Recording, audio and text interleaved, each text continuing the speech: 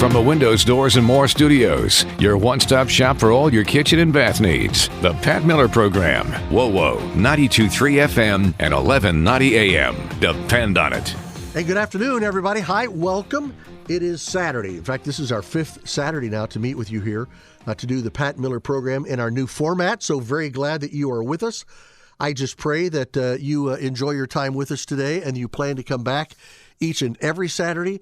Remember, if you can't be here for the entire program, or if you miss all of it, you could still go back on the website and find it, because we take all three segments of all 3 hours of every program and we post them on our website. And you can go to wowo.com. That's wowo.com. Click on programs, then select mine, the Pat Miller Program. And then when you get in there, you can find that we have them all listed there and all of them broken down by segment. Well, we just came through a really hectic week, a really busy week, and a lot of it was culminated about midweek when Special Counsel Robert Hur was there on Capitol Hill, and he was talking to Congress people from both sides of the aisle, and he said this: "My team and I conducted a thorough, independent investigation. We identified evidence that the president willfully retained classified materials after the end of his vice presidency when he was a private citizen. Well, some of them came unglued because he subsequently decided not to charge Biden because he is senile." So what does that mean?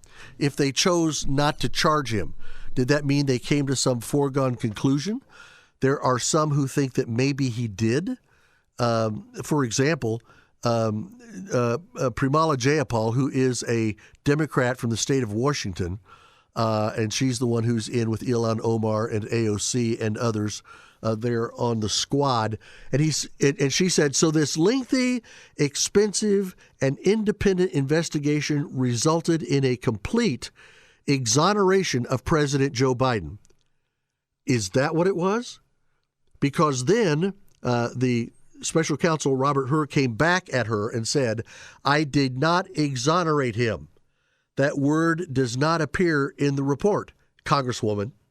So in other words, I'm giving you the facts of what we saw, of the facts that he seemed like a guy where senility is a large problem and part of the problems that we have, where it was that he was not, maybe if he wasn't automatically doing things by choice with a negative slant to it, that perhaps his senility was causing him to miss things and to not handle them properly, which, by the way, puts us at no less risk than if he had done it intentionally. This is coming back. This is Adam Schiff, of course, my favorite member of Congress. Adam Schiff said, "Mr. Hur, you cannot tell me you're so naive as to think your words would not have created a political firestorm. You understood that when you decided to go beyond specific references to documents, you understood how they would be manipulated by my colleagues here on the GOP side of the aisle by President Trump. That was a political choice. It was the wrong choice." This is the same Adam Schiff who constantly manipulated evidence to help impeach Trump, not once, but twice.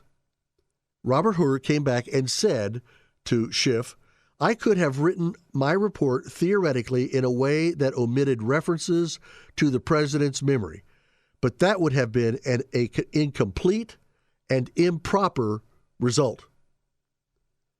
Now, Hank Johnson, member of Congress, who, and let me put this in context, Representative Johnson is the same brilliant representative that told us that we've got to be careful about putting too many troops in Guam because it's not that large an island. And if you had too many of them on one side of the island, it might capsize into the sea. Yeah, that Hank. It might capsize Johnson. He said, "You use your report to trash and smear President Biden. You knew that that would play into the Republicans' narrative that the president is unfit for office because he's senile."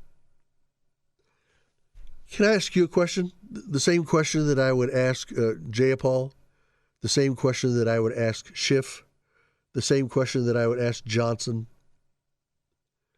When you see the level of loss of control of his memory, where he could not even properly give the date or the year of the death of his son, he could not seem to pinpoint things. He could not seem to be able to give in the notes from the interpretations that they did relative to the information that was given when they interviewed the president.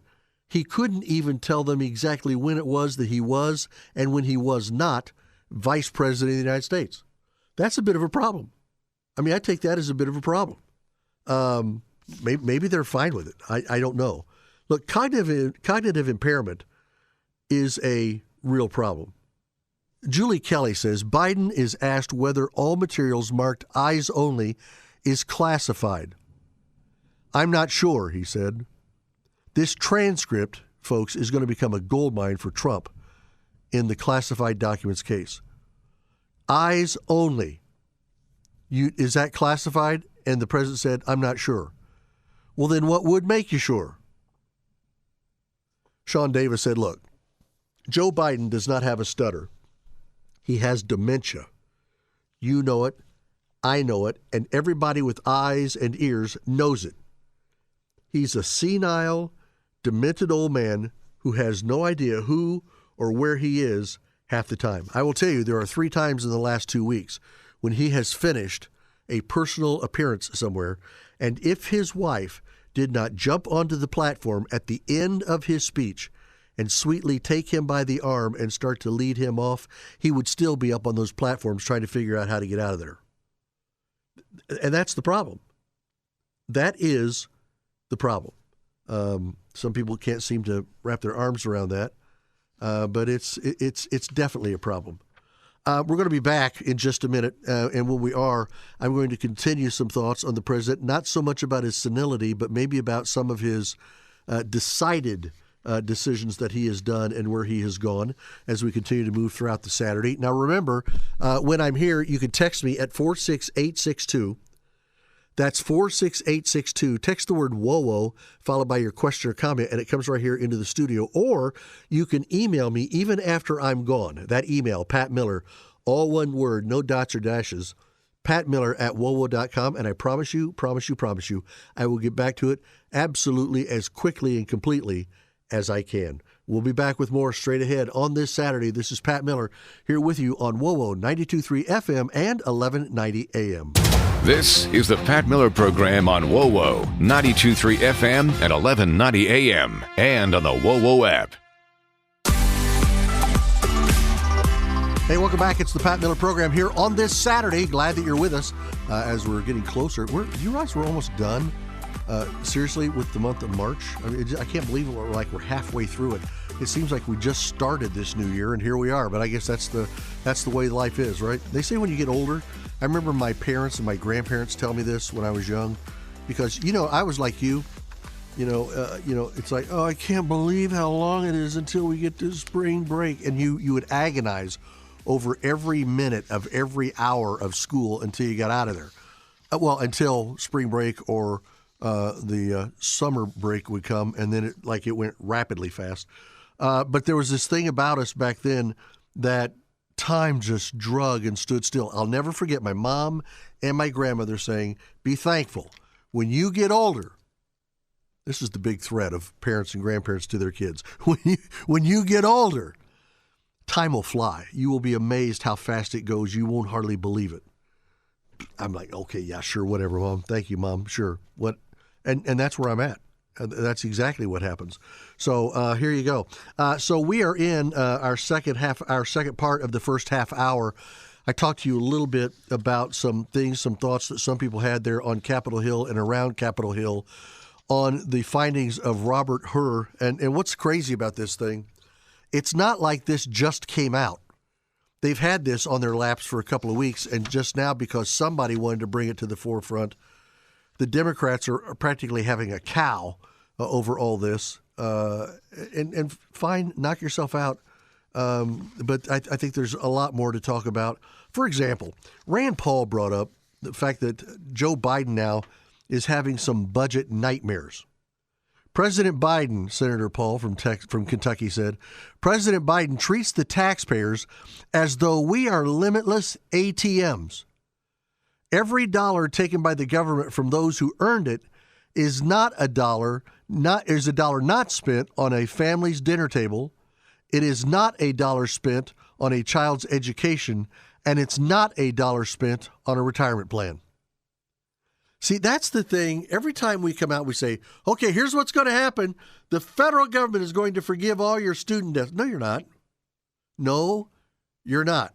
It's going to be rolled from somewhere else onto where you want it so you can carry that to the polls and people can go, oh, yeah, he's the one that got rid of our student debt. No, he didn't. No, he did not. He's the one that is making it to where it's just another ongoing problem down the road. And when you're my age, college-age person, when you are my age, you're going to be grappling and groaning and saying, how on earth did we get to this point? Just remember this day when the short, fat, ugly guy on WOWO said, write it down, mark it down, date it, and remember it. This will come back to haunt you. And it will come back to haunt all of us. Oh, look, for the first months and weeks, for the first couple of years, oh, man, I got out of that student debt. That was hanging over my head, but now it's all gone. And Joe Biden took care of it. Joe Biden took care of it for me. God love Joe Biden. Get me to the polls. I've got to vote for Joe Biden. Well, Rand Paul said President Biden is treating you and me as taxpayers as though we are limitless ATMs. This money does not come up out of nowhere. Dominic Pino said, why is the federal government not even close to a balanced budget? Economies that are actually thriving don't need a federal government spending $1.8 trillion more than it's taking in. Why do we need that $1.8 trillion? That $1.8 trillion is not being put in there so that we could lower our debt. It will actually increase our debt by that much. It's being put in there so they can hold $1.8 trillion on huge signs at the Democratic National Convention saying, look what this president has brought to you. And they will clap their hands till they bleed. They will stomp up and down and scream and holler. They'll start parades through their assembly hall, and they will go absolutely nuts and crazy. If he gets reelected, if Joe Biden gets reelected, remember that convention. The convention that happens this summer, which sets up everything for the final push by the Biden-Harris administration. Be ready for it, because that'll be the one that'll come back to bite us. The Manhattan Institute, Brian Riedel says, the president isn't simply raising taxes to close the deficit. He's raising it to expand government. This isn't raising money saying, look, this is a lot, but we're going to raise this money because we're going to take everything that we can raise and shove it directly toward our debt. That's not what they're doing. They're not applying any of this to our debt. They're applying it to more government benefits so people can grab them, take them, and use them, and then everybody can jump up and down and say, what a great president. Look at all he's done for us. I would tell you, you need to stop for a moment, look at it honestly, look at it with clear eyes and say, not look what the president is doing for us, look what the president is doing to us. I might be dead before it all comes to play. I'll be 70 in June. I've had more than my fair share of health difficulties. I hope I'm around for another 20, but if I'm not, I'll be out of here by the time all this comes crashing down. Because the president always talks, well, 20 and 30 years from now, well, 30 years from now, I'm going to be walking a street of gold. Okay? So from a physical perspective, not really my concern after that. I'm not crazy about it because I don't like what it's going to do to our kids or your grandkids. Look, if you make $50,000 a year and you're already $340,000 in debt, why not put $73,000 more on the credit card for funsies? Why not do that? Why not take $73,000 more on the credit card and wipe it out with the $73K so you can get it down a little bit? Why not do that? I mean, have you ever noticed how Democrats never suggest, never And when I mean never, they never cut a single dollar in spending. They never suggest eliminating programs that don't work or that have exceeded their sell-by date. How many of those have we had? If we do this, we can stop paying for this by the year yabba, yabba, yabba, yabba, because then it'll all be gone. How many yabba, yabba, yabba, yabbas have we passed? And yet we're still paying. Why is that? That makes no sense to me. Instead, they demand more from the successful to subsidize and buy votes from people who pay no taxes, many of whom already receive government checks. Look, President Joe Biden, at the end of the day, actually seems to have more respect for the dignity of illegal aliens crossing our border than he does for the victims of criminal illegal aliens. Where was Laken Riley's dignity when her skull was being crushed? Where was that? Where was that? If we just keep letting the administration, this one or the last one or the next one, if we just keep letting them off the hook, because, that's how we do it, that's what we do, let's look the other way. That's a dangerous way to run a government. Because if you run with that great of a deficit, you have no idea what you're doing to yourself. I'm afraid we will have an idea at some point in the future, but not quite yet. We're still so much with our head in the clouds. We're still so encumbered with the personalities. We're in love with Joe Biden. We're in love with Donald Trump. And you say, why are you throwing Trump in on this? I'm just saying I see some things about we Republicans that also bothers me. Because I think in the midst of it, I think sometimes our guy says something that sounds almost like what the other guy says, but if our guy is saying it, we find a way to make it work. That's very dangerous. That's extremely dangerous. Later in the program, probably in the last hour, what's going to happen to the Trump-Georgia 2020 election case if Fani Willis is disqualified by the court? What's going to happen if this DA down there in Georgia, who has done so much, and she and her special prosecutor, Nathan Wade, look, they should be disqualified from this case for allegedly lying about a personal relationship that the two of them had together. She should be disqualified, and that should be it. Get it done, get it out, you're down, you're done, you're over. Why? She stashed tens, even $100,000 of money that had come to her office to be used for certain examinations and discovery of case, and she used it for their own good, for vacations, for paying him directly out. Why are you paying him directly out of your pocket? If he is a bona fide member of the court and he's functioning for the court, why not pay him through the court? Unless you're afraid you could never get that done. Is that what's going on here? The bombshell allegations in this case has led to a blockbuster evidentiary hearing last month in which Willis and Wade denied the allegations that they were in a relationship and denied that Willis hired special counsel Nathan Wade when they were secretly romantic lovers. Oh, and he financially benefited from his hiring. Gee, no kidding. What was it he made? $700,000? If she had hired me, that would have benefited me too. When he was hired, Willis never benefited from Wade's position because she would reimburse him with cash for all the vacations they took together. Has she? Has she? Sometimes people that have no concept of money and then they're not held accountable with money, if you let them go and if you let them go free and they get a chance, they in fact will not be held accountable for that money. That's how it goes. We're going to be back with more here, going straight ahead here on the Pat Miller Program.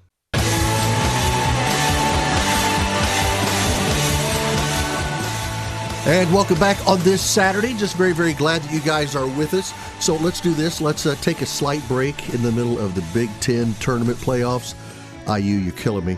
And just everything else that's been going on in our lives. And we're going to dig in right here with Kayla Blakesley from Fort Wayne's Morning News every day from 5 to 9 right here on WOWO. Kayla, Good afternoon to you. Welcome back on Saturday. Good afternoon. Thanks for the latte. Well, to get you to keep coming back on Saturday, I've got to do something. It makes me happy. And this next story that we're going to talk about also makes me really happy. Unfortunately, Pat, I don't know that it will really do anything for you, but I do think it will make a lot of Hoosiers happy as well. Uh-oh. But you don't know that it'll make me happy. No, here's why. Okay. Happy hour is coming back to Indiana. So we're talking guzzle happy hour. Adult beverages. Okay, yeah. Adult I don't beverages. need it. Now, yes. if we're talking about sweet tea happy hour, then I'm right there with you. I don't know. Maybe you can order a non-alcoholic sweet tea maybe that they have on a happy hour I think most sweet tea is not alcoholic. I don't know if that's an issue. So what, this is a new bill? Yes, this has been a long time coming. Here in Indiana, we've had this ban on happy hour for almost 40 years now. And this ban was initially enacted back in the late 70s, early 80s, somewhere in there. I don't math well, so you get the idea. To basically crack down on a lot of drunk driving. I think the intention of this bill was actually, quite smart to try and curb down on some of this not so great activity happening after a certain time at night. But I mean, fast forward now to 2024, here we are. We live in an era of Ubers and Lyfts and, biking is really popular, whatever. So this has been up for debate at the State House, and it was really interesting. In the House, they kind of debated it back and forth. Then it moved over to the Senate, and the Senate was like, yep, done, signed it. And so here we are. The governor just signed it into law Thursday afternoon. So it is official. Okay. It is a done deal. I do think it's important to point out, like if you're a restaurant owner right now or a bar owner listening, no, you can't have a happy hour tonight. The bill won't actually go into effect. The law won't go into effect until July 1st, which is when all of our laws. Okay, so don't break your neck. Get Get that. You got plenty of time to print new signs and all the other stuff. There are also some guide rails that have been put into place as well. There are some rules. So restaurants and bars cannot do this like all you can drink kind of thing. I know it's like really popular for like a brunch to be like bottomless mimosas, all you can drink, right? For $20, whatever. Right, you can't do that. You can't do this whole all you can drink thing. Okay. So there's no doing that. There's also like a happy hour window for bars and restaurants that they do have to abide by, okay? Happy hour cannot last for more than 4 hours in a single day. And bars/restaurants cannot have accrued more than 15 hours a week when you combine all of their happy hours. Does that make sense? Okay, so 4 hours maximum in a single day. In a single day. And under 15 hours in any given week. Correct. One other guideline that's important to point out, happy hour must end before 9 p.m.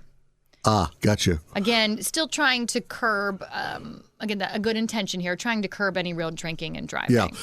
And given that most people, again, I'm not a drinker, but most people that are out doing social drinking, which this would probably appeal to a lot of those people, if you got to end it at 9, odds are it probably won't start until 5. Yes, I would think so. I mean, when I think happy hour, I think 3 to 5, 4 to 6, maybe you meet some friends out for a cocktail first, then you have dinner.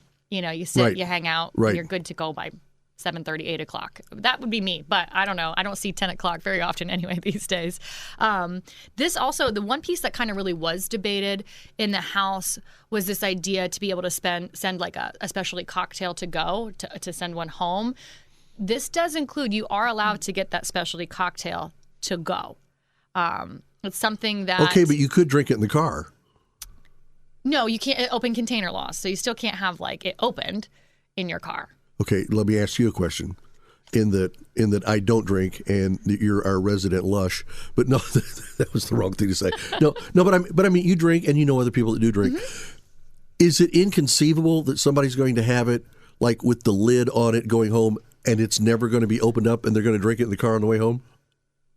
I don't know. I've never done that, so I don't know. But to me, this would be like you're over at 2E's and they've got a specialty wine slushie, I don't know, that night. And you're like, hey, can you pack me up that wine slushie to go? That's what I think, I guess. And if you want to drink it while driving your car, it sounds like a personal problem that you need to have addressed ASAP. So this would apply to anybody that has a liquor license. So if you're a full-blown bar, or if you're like a J.K. O'Donnell where there's a bar in your restaurant, this would apply to them. So you've got this deal where it's maximum of 4 hours a day. you have to be done before 9 o'clock at night, and you can't go over 15 hours in any given week. Correct. So that's the parameter. It is, and I'm glad you brought up insurance because this bill also does require all retailers, so again, whether you're the bar, the restaurant, what have you, to have their liquor liability insurance. Well, yeah. So you have to have that as well. That's part of those parameters. And you know what? If you don't have that, you shouldn't be serving it in the first place. Right. I mean, that's a standard practice. I would think that most restaurants and bars have, but you never know. I just, want to throw that out there. I did think the piece that was kind of brought up when arguments were made, and forgive me, I can't remember the representative who made this argument, but it was a really good point.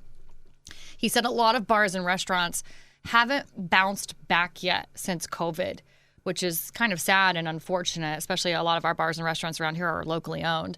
They haven't bounced back yet. So the hope is that by reintroducing happy hour and lifting this nearly 40-year-old ban, that maybe it will help kind of bolster service again. Yeah. Maybe give people just one more reason to go back to visit that place that they used to visit, or maybe to try out the new bar. Now, and because I really don't follow them, which is, even though I don't drink, I should probably keep up on this, and I don't.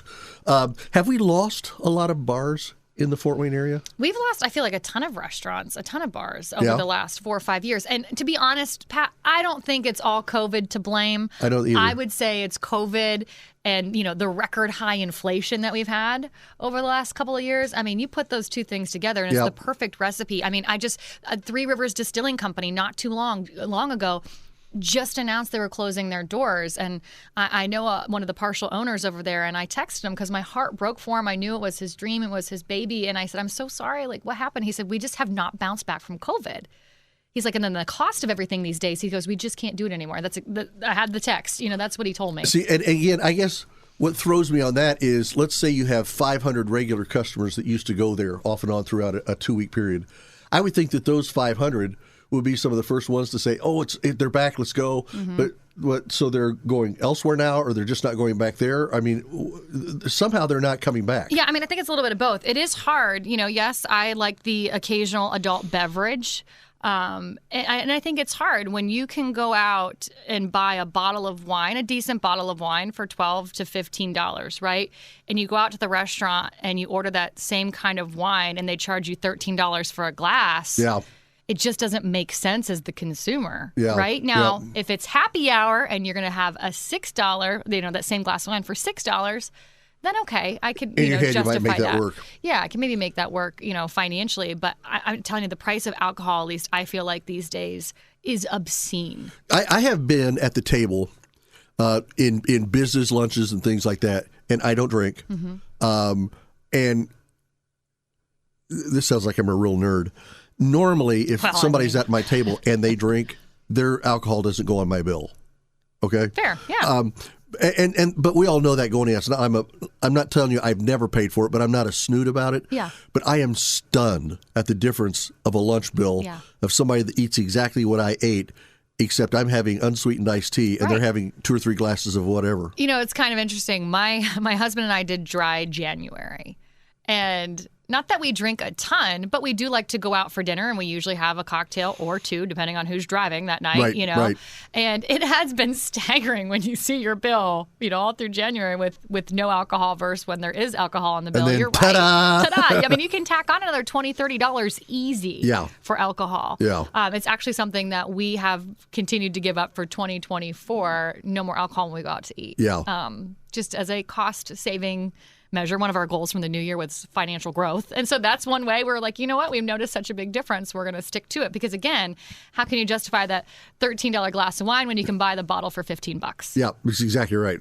That's like, if you take gasoline, if you look how much you pay for gasoline when you go in and fill your tank, if you fill your tank, if it's $3 a gallon, but if you buy just under 5 gallons, then they're going to charge you $4 a gallon. Right. I mean, you say, well, nobody's doing that. No, it's the same premise, though. That because the wine per glass is no different as far as the wine. Right, exactly. So, for whatever reason, here we are. The ban has been lifted. Whether you drink or you don't drink, I think a lot of your friends and family are going to be happy about it. Let's put it that way. But again, let me stress, it does not kick in until July 1st. Okay. Well, then I promise you this.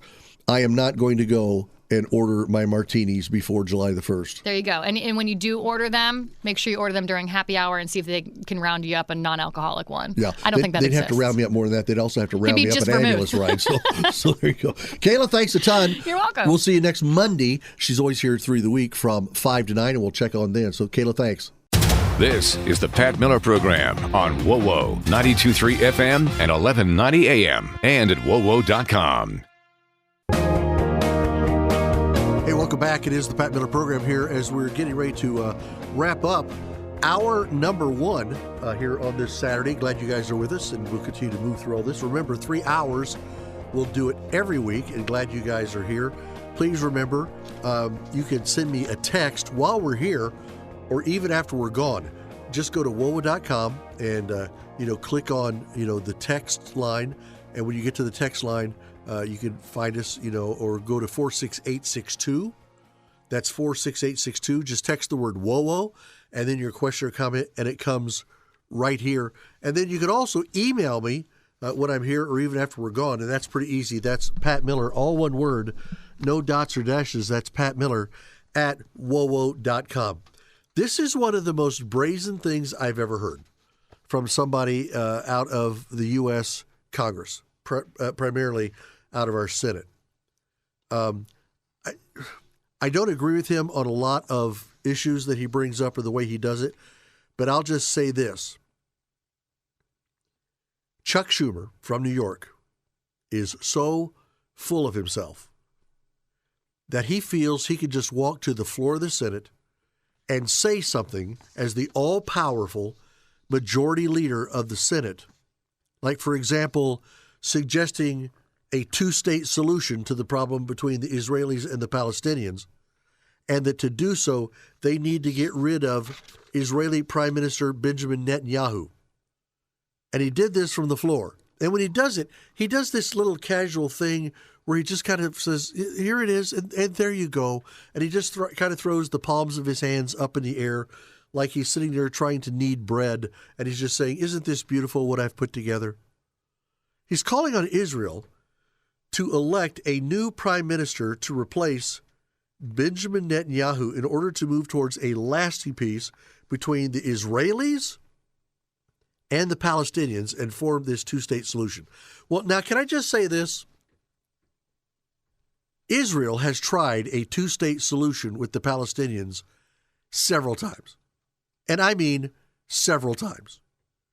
You can go back into the 70s and you can find out that Yasser Arafat, who at the time was in charge of the PLO, the Palestine Liberation Organization, and he made all of these demands on the nation of Israel.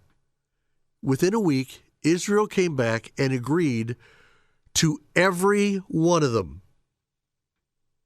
Every one of them. And yet, they rejected it. Now get this straight. Follow me when I'm saying this. Mr. Producer, you taking notes? You ready for this?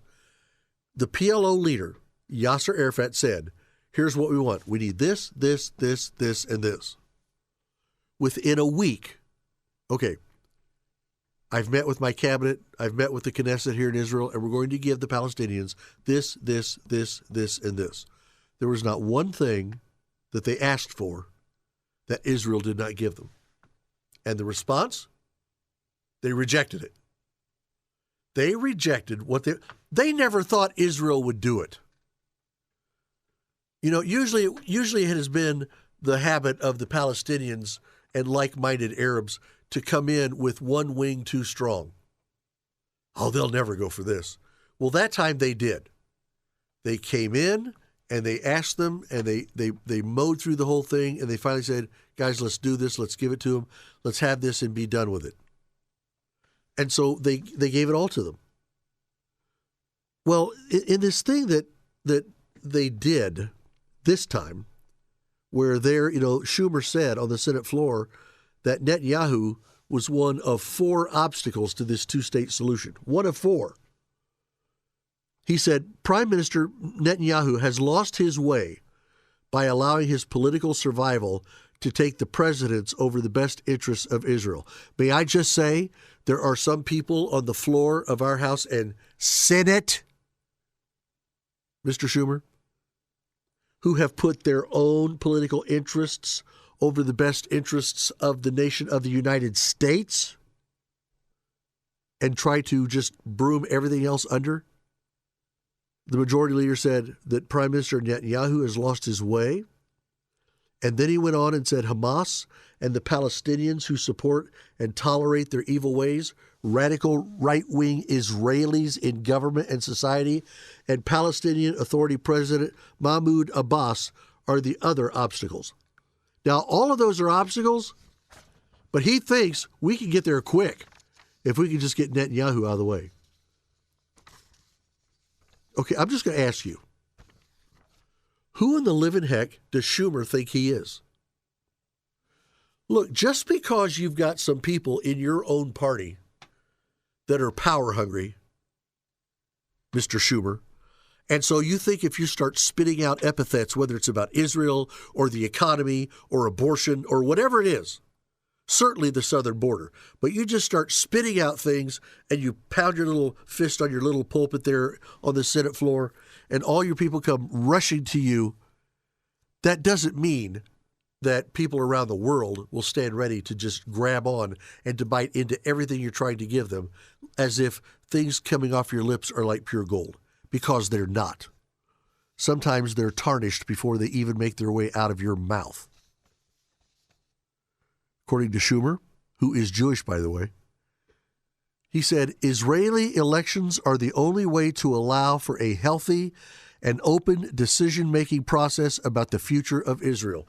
You might want to be very, very, very careful, sir, because coming up November of this year, you're going to have a whole group of people who I think are going to want to bring an end to the Biden regime in this country, because we're tired of what it's doing to our country through our southern border. We're tired of what it's doing to our country through the financing of what's happening at the southern border. We're tired of what it's doing to our country through education, and where we've got people on college campuses who are more concerned with being woke than being willing to teach young people so they can become more productive in society.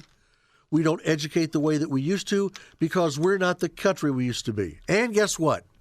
Some of these people like Schumer and others that pick up his mantle and carry it for him, they don't care. They just want Schumer to like them, and maybe when he finds his new meaning in life, he'll have a way for them as well. Say what you want. I think Chuck Schumer is a joke. I think he's an absolute bloviated joke. If you could stick a stomach valve in him and punch it through his abdomen like they do with bloated goats and calves and let the air out, there would be nothing left of him and his effectiveness. And it would probably stink just as bad as a cow that's had too much fermented hay. That's what we need to do. Listen, folks, we're going to talk about it a lot this year, but please listen to me. Talk to your friends. Every time you're at a coffee shop, talk about it. It is not enough to win the elections this coming fall. It needs to be decisive. And the Republicans need to win and win decisively. Schumer needs to be nowhere close to a majority in the Senate. I want him so discouraged, the next thing that happens after the election is Chuck Schumer announces his resignation from the Senate. Who is he to call for what happens in Israel? And who are we to let him get away with it? More coming up straight ahead. Pat Miller, WOWO 92.3 FM and 1190 AM. Podcasts by Federated Media.